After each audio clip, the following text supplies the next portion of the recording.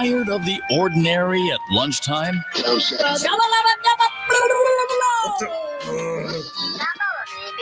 Why not try something smart to chew on? The Lunchroom on RCI, Monday to Friday, 12:45 to 2 p.m. The Lunchroom, informative, enlightening, provocative, engaging. The Lunchroom on RCI, food for thought. The station that gives you, more lunch.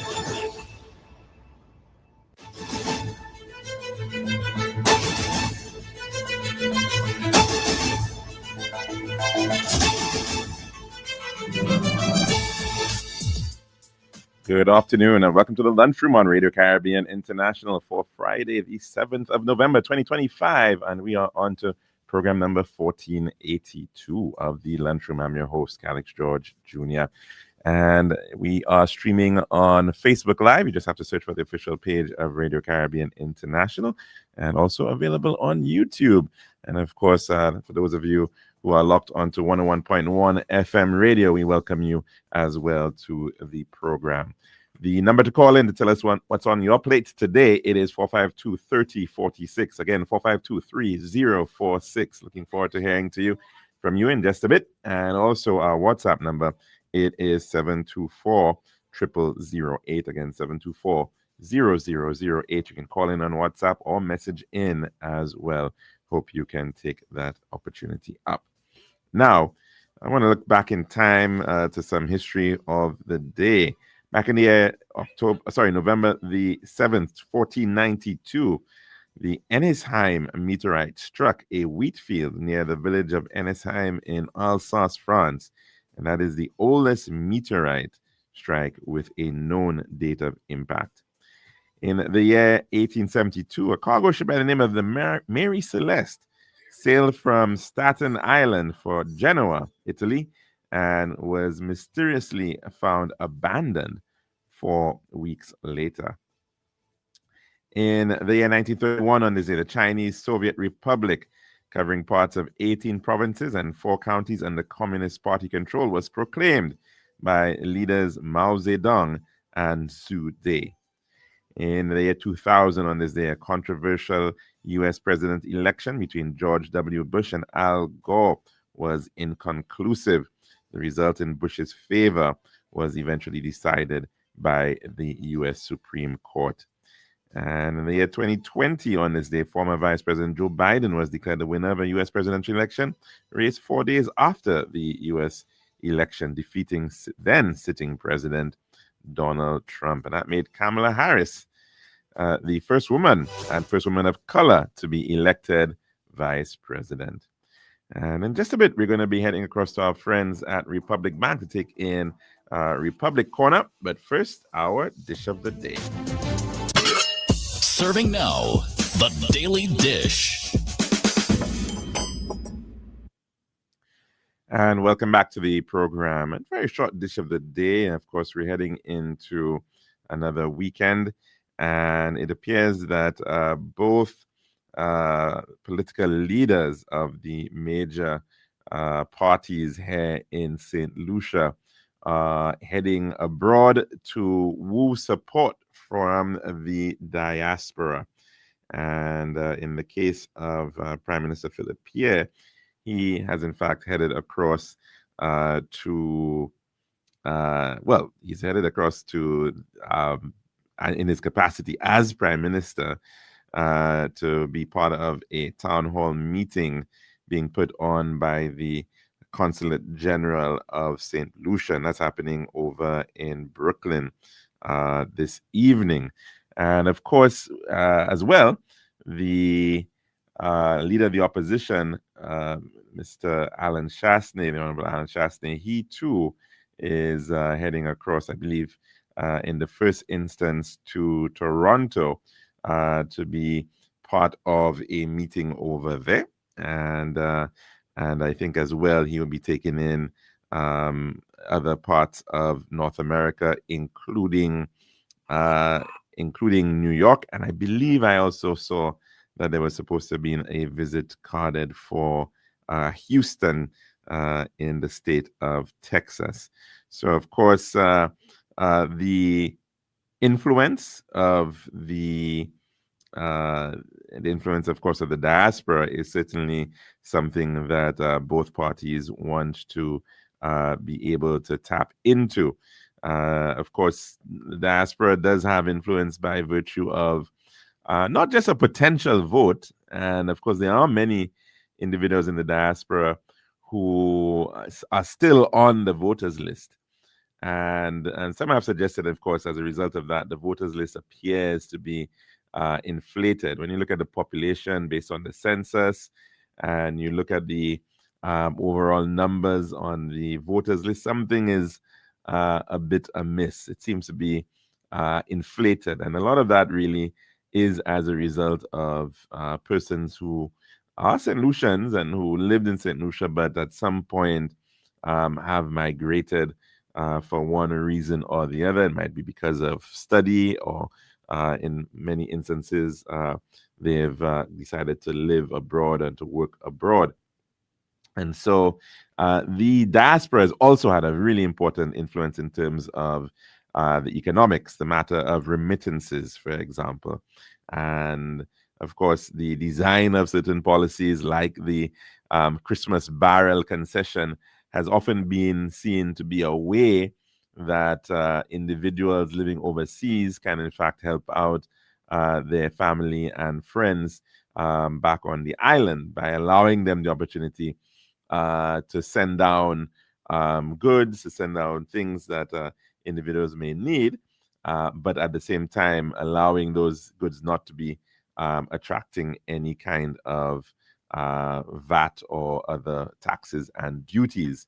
So, of course, the role of the diaspora is certainly one that both parties quite often look at, and to see whether, in fact, they could perhaps even entice some of these individuals to purchase a plane ticket and, in fact, come down for elections whenever that may be.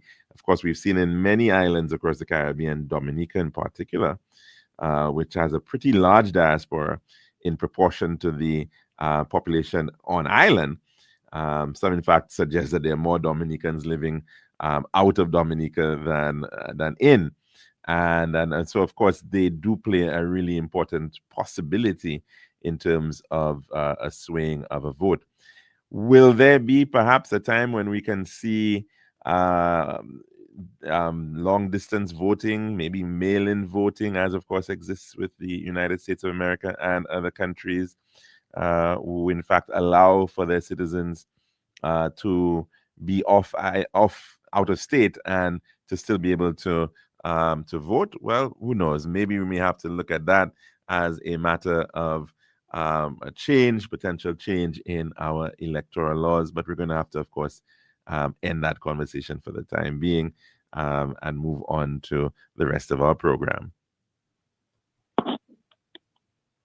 This has been The Daily Dish.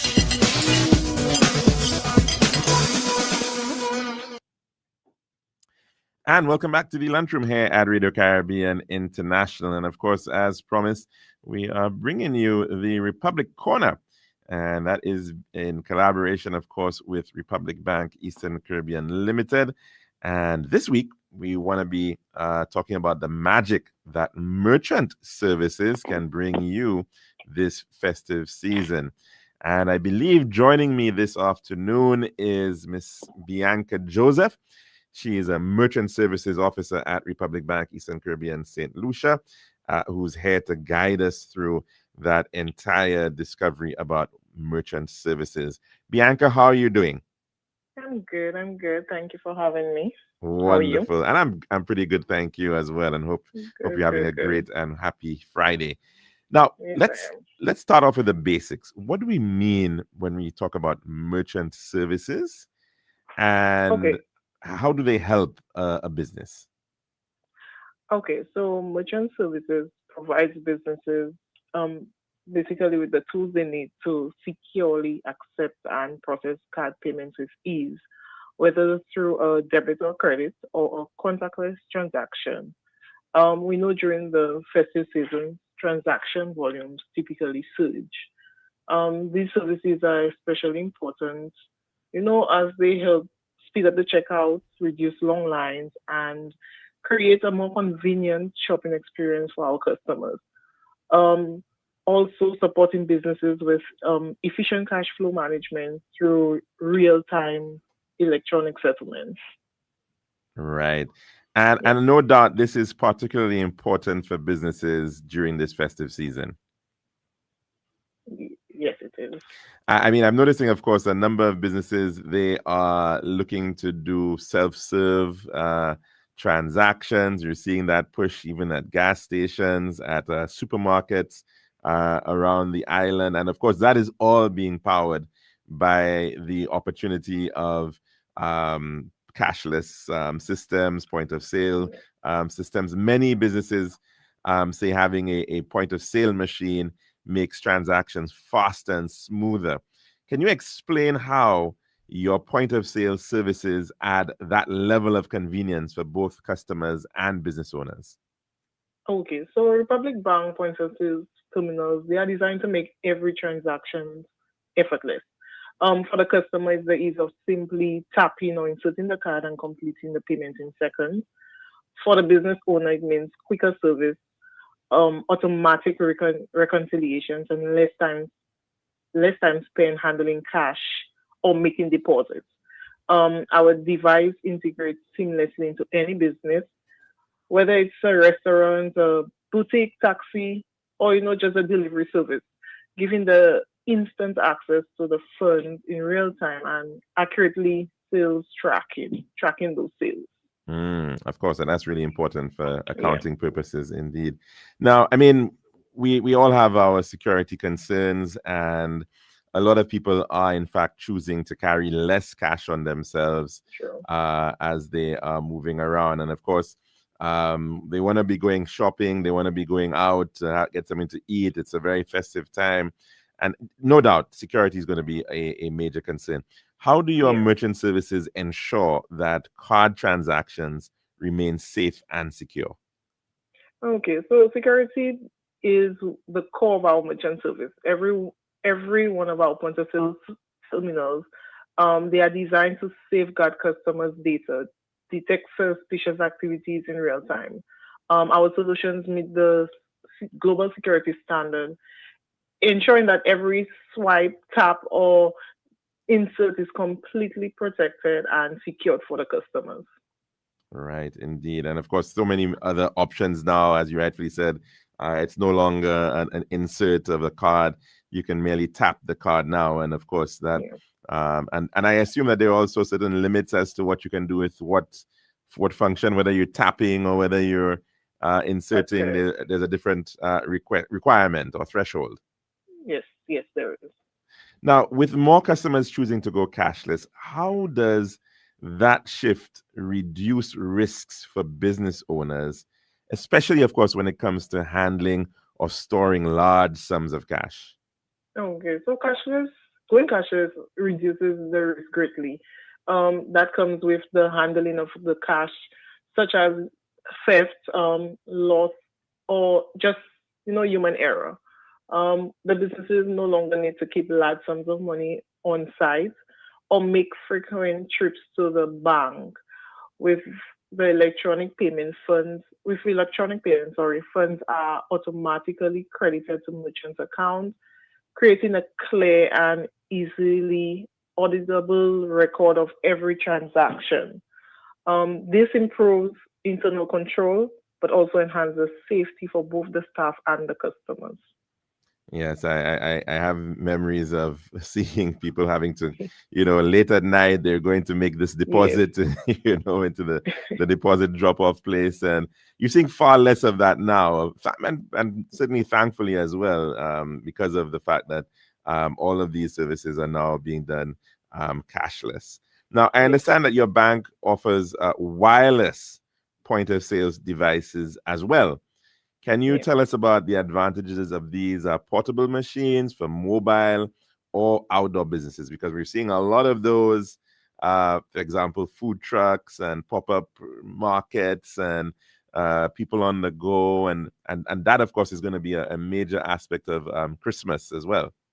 Yes, so the bank offers wireless devices. that's completely flexible. With the usage of Wi-Fi or 4G connectivity, the merchant can accept payments anywhere. Pop-up events, like you mentioned, some of them pop-up events, delivery locations, or even right at the customer's table. The terminals are designed for today's business owners who operate beyond the traditional storefront. These devices will with long lasting batteries keep the business going, both literally and in essence. Hmm. And a small shop owner, a person who again is doing maybe a hustle on the go. Is this a good investment? I mean, I'm assuming that there's of course a cost in terms of getting these mobile point of sale devices. How affordable is it? Okay, so it comes at a cost. So the wireless terminals is all the customer needs to do, sorry, is come to us and we will have the discussion with them, let them know what is required as well as the pricing. So all that would be given to you upfront. Okay, wonderful. Now, I mean, it has to be a pretty good investment because studies are showing that nearly 90% of consumers are now using cards to pay for goods and services wherever they may be. Now, how has your bank positioned itself to meet that growing demand? Okay, so Republic Bank supports thousands of merchants across the Eastern Caribbean with our reliable point of sale solutions and round the clock local support. Beyond in-store payments, we provide secure e-commerce and contactless options that makes transactions faster and more convenient for the customers. As our customers increasingly turn to digital payments, the Republic Bank continues to invest in smart, secure technology that also helps the business stay efficient, competitive, and ready for the future. Well, it is definitely the way of the world, and we are Yeah. seeing everywhere you go that shift is happening. Of course, and maybe in some respects, we still have a little ways to go Yes, when you we do. compare what obtains in some other jurisdictions with the ability to scan a check or use Apple Pay and all these other platforms, of course, that are available. But certainly, as a business, you definitely want to ensure that there's money out there. It's primarily electronic right now. And the easier you make it for the customer to be able to do that transaction, the better off you will be.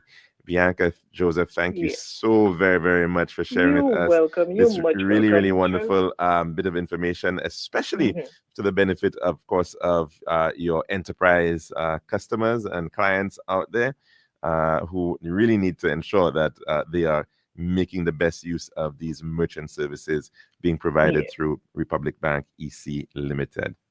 Okay. All right. So, in a nutshell, ultimately, our goal at Republic Bank is to make payments simple, like I said, secure and seamless for both the businesses and the customers.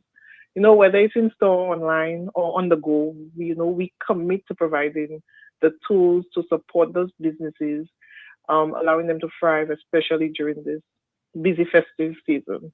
Right. And of course, this is all backed up with the whole online banking options there. So you can follow, you can keep tabs as to how you spend your money, where you're spending it. That's And it's correct. it's really good all around in terms of financial management when you have those options as a user out there, somebody who wants to spend money. So definitely this is a great advantage to the technology that is available. Thank you so very much again, Bianca You're Joseph, welcome. Thank you Merchant for having Services me. Officer at Okay. Republic Bank EC Yeah. Limited. Have a Thank good you. one. Bye. Have a good one. And of course, that is our Republic Bank Republic Corner for the week. And we hope that we can continue next week with another very interesting bit of information coming out of Republic Bank EC Limited. Now, we're going to take in, I think, our weather report because it's actually due at this time. And then when we come back, we can also open up the lines for some calls. Girl, I've been so stressed searching for the perfect tiles to complete my home. Really? Yeah, it's always the same white, beige, and gray tiles with these tile stores. Like they're all buying from the same place. You're the design expert. Help me, please. I'm fed up. What are you looking for? Something different. Something that says Caribbean beauty and suits my personality. Something vibrant and classy with a little razzle dazzle. Okay, Ms. Razzle Dazzle, I know just the place. Island Style Tile and Bath, they're my #1 store for everything tile. And with their new In Living Color collection, you'll find the most gorgeous styles to give you that splash of Caribbean flair you're looking for. That sounds perfect. I'll even take you myself and throw in a free design consultation. I'll never say no to that, sis. I can't afford you anyway. Visit our Island Style showrooms in Castries, Rodney Bay, and Vieux Fort, or call 450-452 or 453 Tile. We'll help bring your vision to life in living color. This is Radio Caribbean International. It's now time for the weather news. And that's what, of course, the 1.1 is now time for your weather forecast as of 12 noon today, presented by Island Style Tile and Bath. The forecast for St. Lucia Valley for the next 24 hours, winds will be blowing from the east near 70 miles per hour or 28 kilometers per hour, with gusts near showers. The weather partly cloudy to cloudy skies with scattered showers, which may be heavy in some locations, and isolated thunderstorms. And there is an advisory here which raises small craft operators and sea beavers are advised to exercise caution due to locally rough seas. The forecast for the Lesser Antilles, partly cloudy to cloudy skies with scattered showers, which may be heavy in some locations, and isolated thunderstorms. Tropical weather outlook, moist and unstable conditions will continue to cause increased cloudiness with scattered showers and possibly isolated thunderstorms over the Lesser Antilles today. Thereafter, an approaching tropical wave will start affecting the region from late tonight into Saturday, bringing cloudy and overcast skies with moderate to occasional heavy showers and isolated thunderstorms. Tropical cyclone formation is not expected over the tropical Atlantic during the next 7 days. And this was your weather forecast as of 12 noon today, presented by Island Style Tile and Bath. This has been RCI's Weather News. For more information, call the Weather Hotline at 454-3452. RCI 101 number 1. Girl, I've been so stressed searching for the perfect tiles to complete my home. Really? Yeah, it's always the same white, beige, and gray tiles with these tile stores. Like they're all buying from the same place. You're the design expert. Help me, please. I'm fed up. What are you looking for? Something different. Something that says Caribbean beauty and suits my personality. Something vibrant and classy with a little razzle dazzle. Okay, Ms. Razzle Dazzle, I know just the place. Island Style Tile and Bath, they're my #1 store for everything tile. And with their new In Living Color collection, you'll find the most gorgeous styles to give you that splash of Caribbean flair you're looking for. That sounds perfect. I'll even take you myself and throw in a free design consultation. I'll never say no to that, sis. I can't afford you anyway. Visit our Island Style showrooms in Castries, Rodney Bay, and Vieux Fort, or call 450-452 or 453 Tile. We'll help bring your vision to life in living color.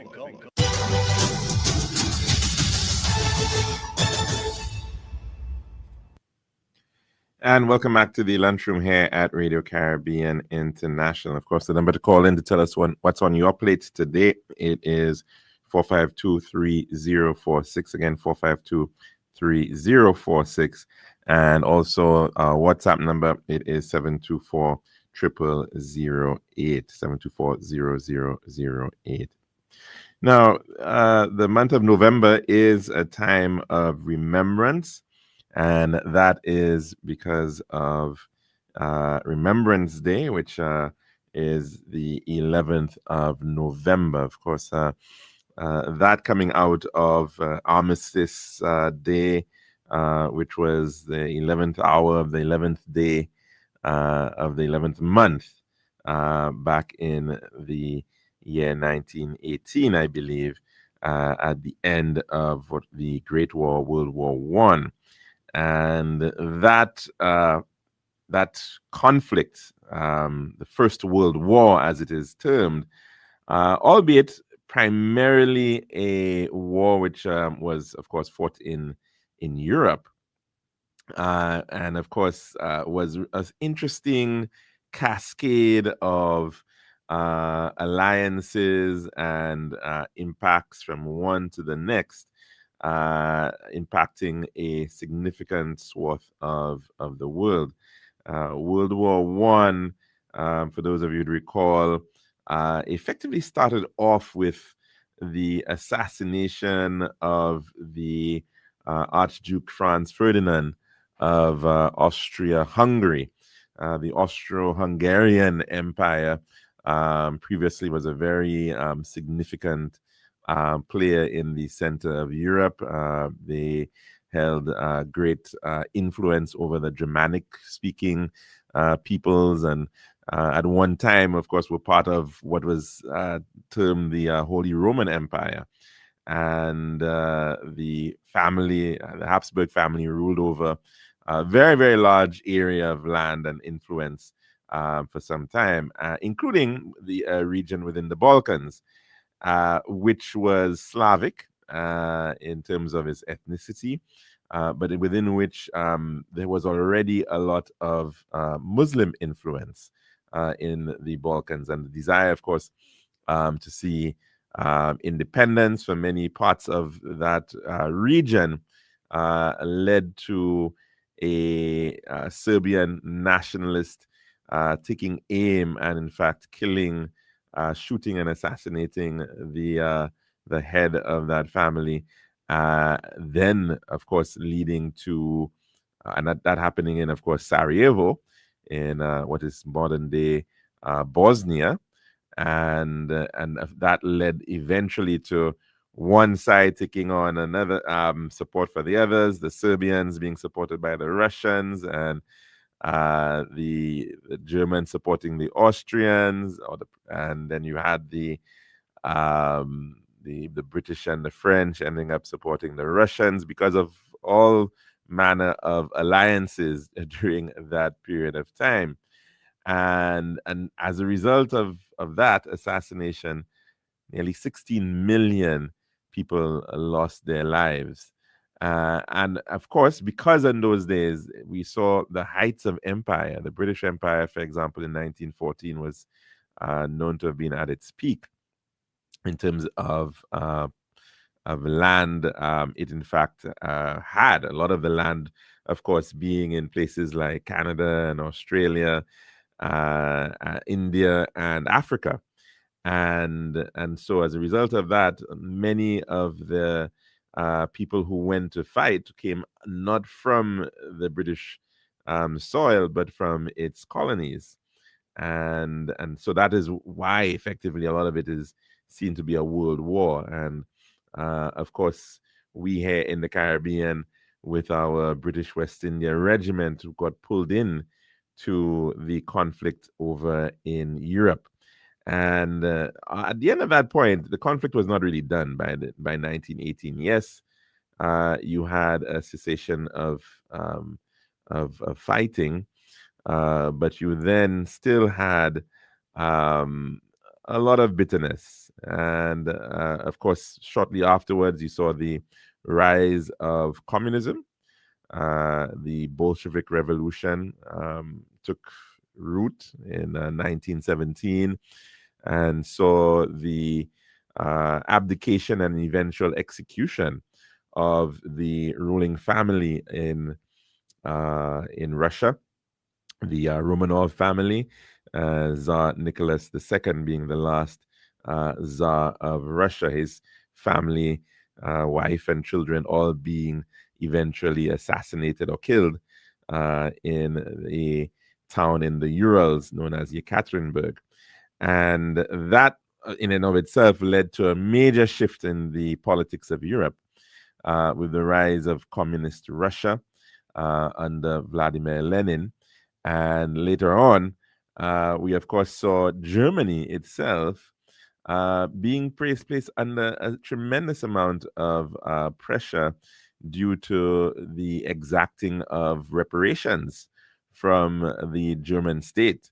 They, in fact, had to find the money and the resources to pay back the British and the French, and that of course led to a very bitter sentiment within the German population as a result of the hardship that those that caused, and out of that saw the rise of National Socialism, through which one Adolf Hitler, who was actually Austrian by birth but lived in Germany for most of his life, took root and was able to influence and take control effectively of the mood and sentiment for some form of better governance at the time.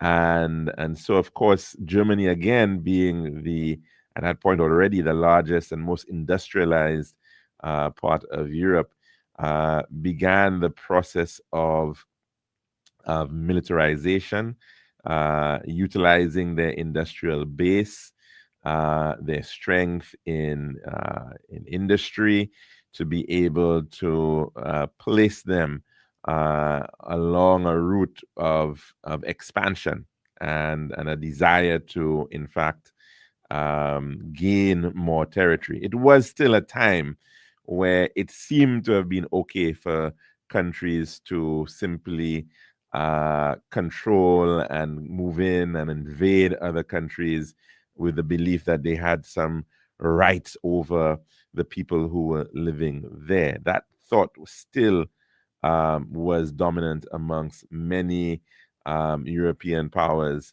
at that time. And so it was still a time of colonialism, if you like. And so that push by Germany to do so was very self-evident. Of course, Germany was also a part of the grab for Africa. And so that is why you found certain influences in certain parts of Africa where the Germans also went in, like Namibia or Southwest Africa, the likes of Tanganyika, which later on Tanzania being controlled by the Germans. So all of these European forces had interest in power grabs wherever they could get it. But certainly Germany was also trying to gain more territory within Europe itself. And so came the Second World War, where we saw a belligerent Germany striking back and trying to effectively exact revenge on those who they believed did them wrong, as well as trying to gain additional resources and additional land. And so, of course, we saw the invasion of Poland, and by 1939, and then many other countries, Scandinavian countries as well, in the Baltic region as well, expanding into those regions. Now, here in the Caribbean, we too had and played an important role within this context.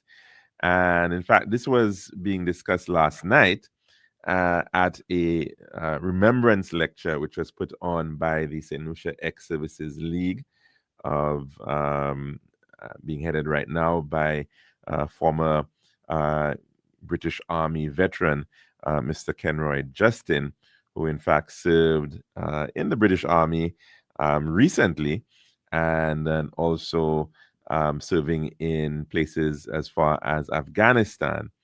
And of course, we quite often think about war as being something far in the distant past. Hey, we heard about World War II. That was something most of us were nowhere near, not being around at that time. But it certainly was a tremendous arena of conflict right here in the Caribbean as well. And we still do have the remnants the ruins, if you like, as well, of some of the infrastructure, the militarization and defense of our island and region right here in St. Lucia. Of course, in the north, there were two bases that were eventually constructed right here in St. Lucia, not by the British, but in fact by the Americans. And that was as a result of an agreement between Britain and the United States. Britain really on the front line of Europe at that point, being protected in some degree by the fact that there was the English Channel between mainland Europe and itself. The Mr. Hitler's Nazi army could not simply drive their tanks across the English Channel. But of course, we saw how the nature of warfare changed that general protection that was afforded by Britain being an island. And of course, later on, we saw the Bundes, is it the Bundeswehr? But the Air Force of the Nazis, in fact, taking aim at the United Kingdom. And then, of course, came the period of the Blitz, where wave after wave of attacks, night after night, saw bombings of major cities in the United Kingdom, including that of London. And so it really became a different era of fighting, whereas World War I did not have so much in the air. It was still a time where flying officers were more about reconnaissance missions. They were still going up in hot air balloons, trying to go over the enemy lines to be able to gain information and reconnaissance. That was what it was back in World War I. The plane was still in its rather nascent period. By World War II, things had changed.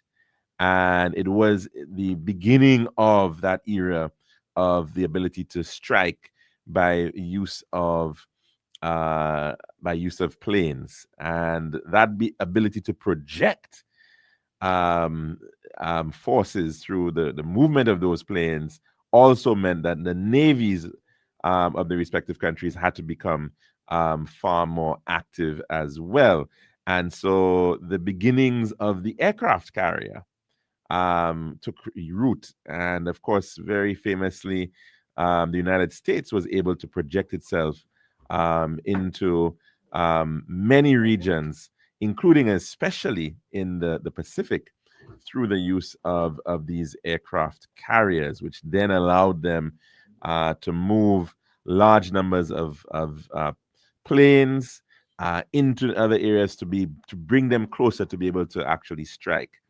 And of course, that has still been the strength of the United States up to this day. There was, of course, a time when Britain ruled the seas. By the 1940s, the United States and their own militarization effort under Franklin Delano Roosevelt certainly changed that. They were building more ships than anyone else at that point in time, and Britain needed ships. And as a result of that agreement between Churchill and Roosevelt, we saw Britain being given ships, old U.S. ships, in exchange for the rights of the United States to establish bases right here in the Caribbean. And of course, we saw bases as far down in Trinidad with Wallerfield and Chaguaramas. And of course, right here in St. Lucia, we saw Beanfield in Vieux, as well as the Railway base up in the north of the island. Different purposes. The base in the south, primarily for use of fixed wing aircraft, the strike planes, those aircraft that could handle bombing and that sort of thing. But whereas the base in the north, primarily utilizing seaplanes, and these seaplanes were primarily targeting what was the biggest fear and the biggest threat to shipping and trade at that point, and that was the U-boats of the Nazi Nazi forces. These U-boats were effectively what we would call submarines today, albeit they could in fact not stay down as long as modern day submarines, of course. Very, very limited in terms of their size, and certainly not a very comfortable vessel to be in. And much of it has been captured of late, the nature of what was going on in those times. The whole point of the German forces was to try to prevent the resupply of Europe, the resupply of the United Kingdom. And so they effectively tormented trade along in the Atlantic. And the Caribbean was, of course, even then also a very important area for trade. You may recall, I think back in 1914, St. Lucia, in fact, was the 12th busiest port in the British Empire, largely because we were a coaling refueling station. But later on in the region, we saw the rise of oil, and oil becoming the leading fuel. And much of that oil was, in fact, now being sourced in the Caribbean, as well, of course, later on in the Middle East. But the Caribbean was one of the very first places where these powers were, in fact, extracting oil. Britain, of course, in the case of Trinidad and Tobago, very, very early on, was extracting oil out of Trinidad. Later on, also Venezuela came onto the scene, and so a lot of the oil that was being utilized in Europe was actually coming from the Caribbean Sea, and it was being refined also in the Caribbean in places like Aruba. And so that was really important as well for the German forces to, in fact, interrupt. And so they were very, very active in the region, partly, of course, because remember, these islands were still largely British and French colonies, and Britain and France, of course, had also been invaded by the Germans fairly early on. The British eventually having to flee the continent, that mass movement of its army, famously at Dunkirk, them being, of course, being able to get out just in the nick of time. They would have faced certain defeat at that point.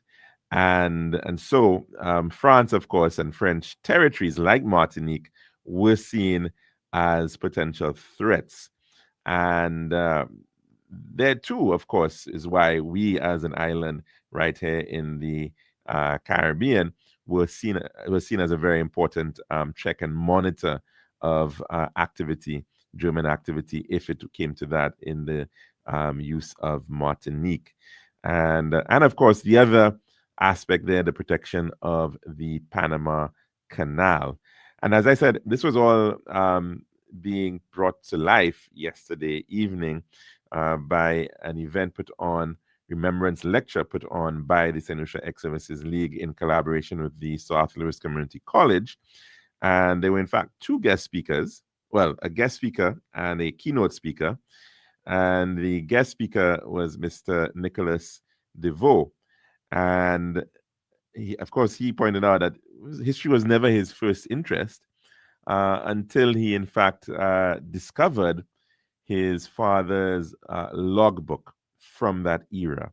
His father, in fact, being a pilot who I don't think actually ever saw active duty, and perhaps thankfully so, but was able to keep a very active logbook, which he has then since, in discovering it, has now used that logbook to begin looking back in time and to unraveling a lot of the forgotten elements of that time and that history.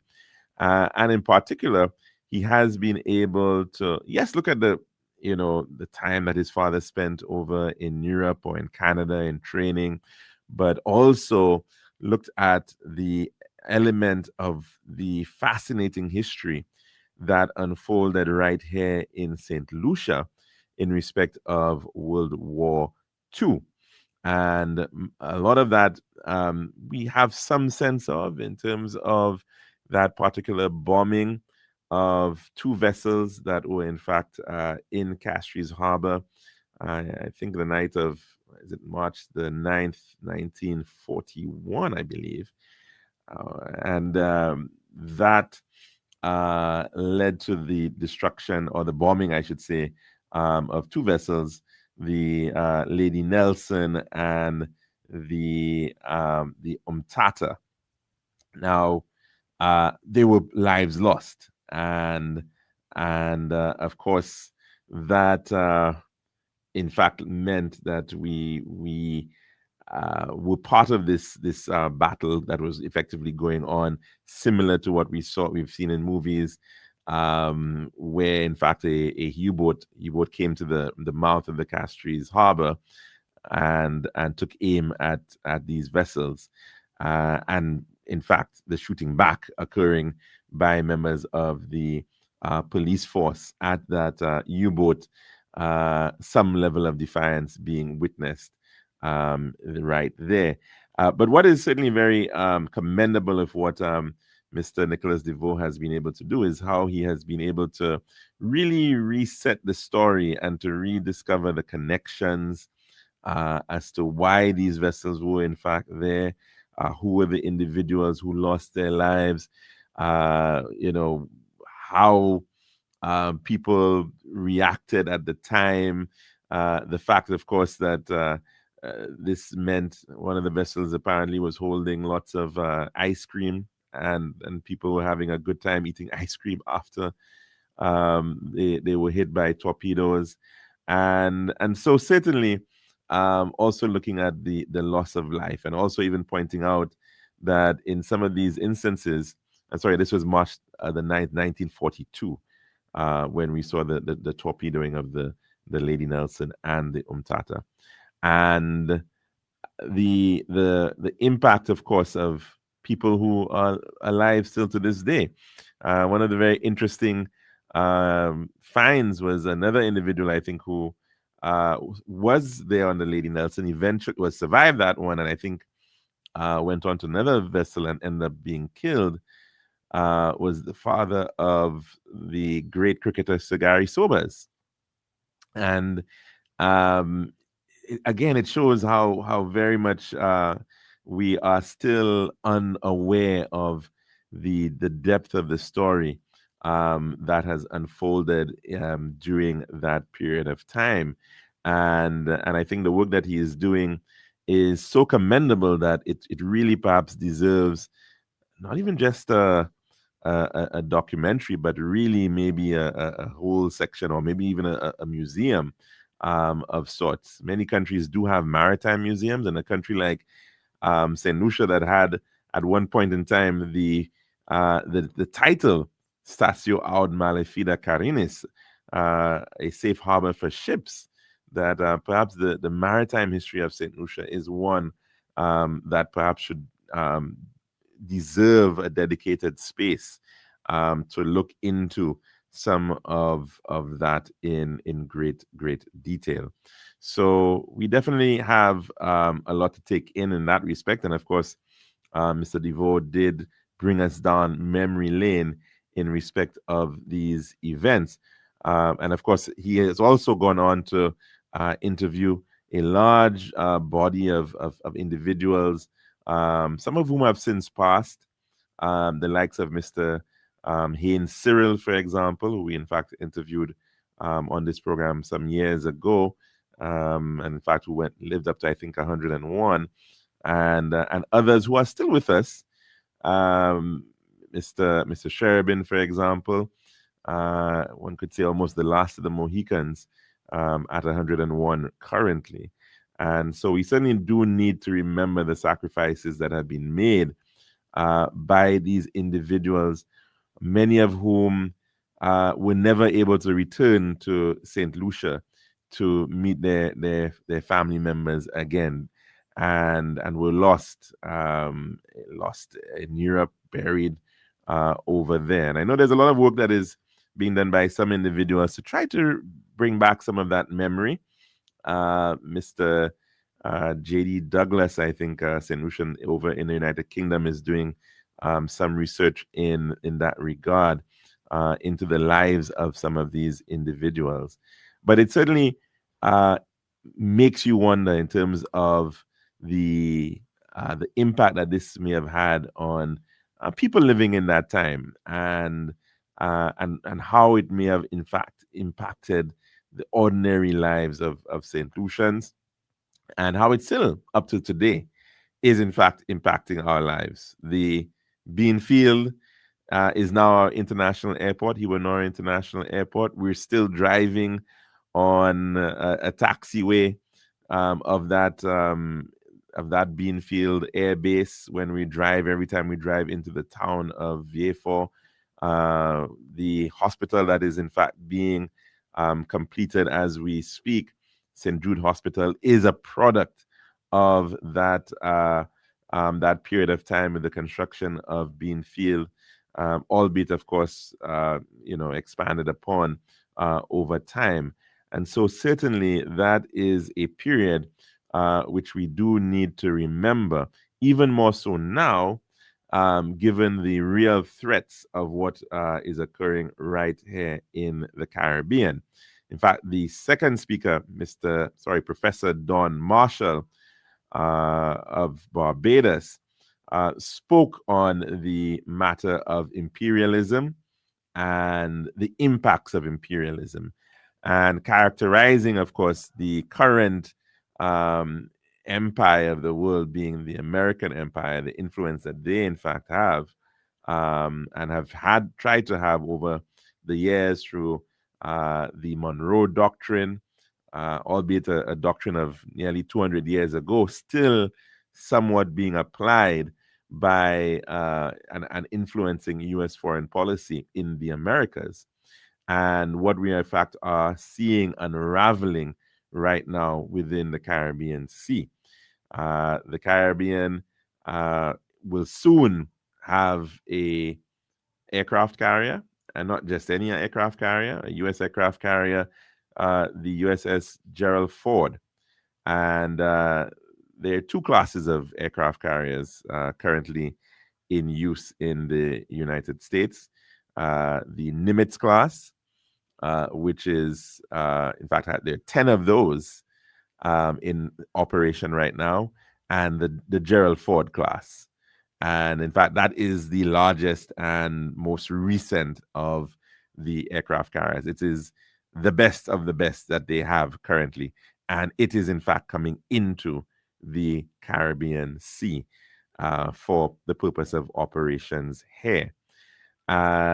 So, in fact, if we look at the United States, they, in fact, are legislated to have a minimum of 11 aircraft carriers at any one time. And they're currently 11.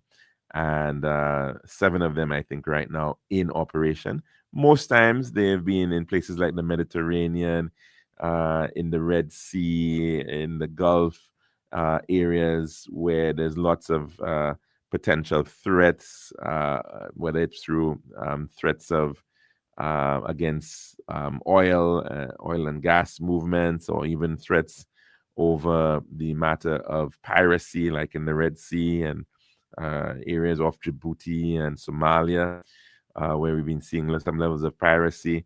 And of course, in the Pacific, that realm where the United States also wants to ensure that it's projecting its strength in respect of China.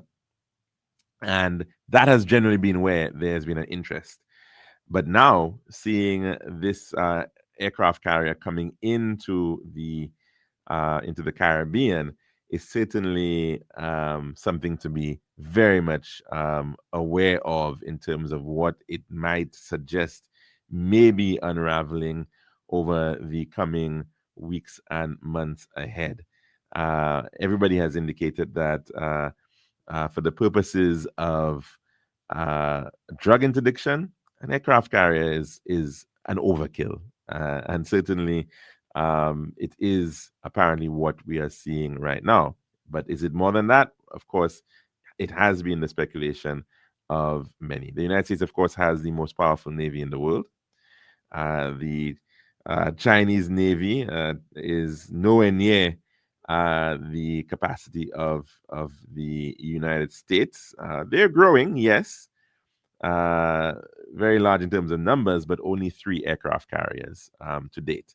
And of course, they are planning on increasing that number, but as of now, they are not yet near the capacity of the United States. But of course, what is unraveling would be very interesting to see whether China itself may decide to project certain strength in the Caribbean Sea as well. So we certainly have to keep our eyes and ears open as we continue to mark Remembrance Day and remember the lives lost as a result of war, but to also be wary that we certainly do not want to see another occurrence of war, and certainly we do not want to see a World War III. That's our dish of the day. That is our program for today and for the week, for that matter. And we do hope that you can join us again next week, Monday, God willing, for another program of the Lunchroom on Radio Caribbean International. Have yourself a very blessed weekend.